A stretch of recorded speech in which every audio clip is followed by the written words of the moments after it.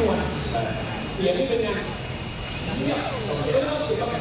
มันเป็นตัวผู้แค่เราดูเนี่ยเป็นว่าแต่ใช้เป็นตัวผู้ตัวผู้เสียงจะเบานะตัวยิ่งเยอะยิ่งเนี่ยนะเสียงจะไม่ดุดันเหมือนกับพวกรถขบวนใหญ่ถ้าเกิดว่าเป็นตัวผู้08ตัวเดียวเนี่ยโอ้โหเสียงอย่างนี้มันจะดูแน่นแน่นแน่นเปิดประตูมาเลยเหลือแล้วครับก็เหลือ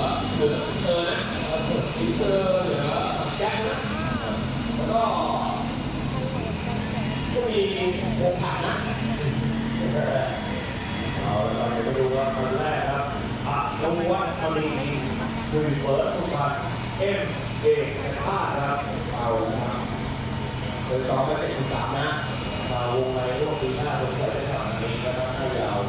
เหรอการดูการเรียนหน้าจะทำอันนี้นะครับการคิดกันอยู่แล้วอยู่แล้วเก็บชุดใหม่ๆมองการอยู่กันอยู่แล้วสบายมากทุกอย่างประสบการณ์เยอะแล้วเก็บตังค์แล้วก็อยากถูกต้องก็อยากจะเต็มที่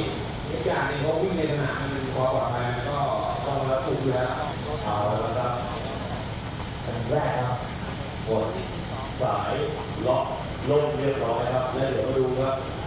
อันแรกครับนวัฒน์มณีหนุ่ยเปิดสุภาเอกชาติครับวิ่งในหลังวิ่งเทตัวออกเลยโอ้โหออกไปว่ะเอาเลยถึงเวลาตัวทำให้ดีนะครับ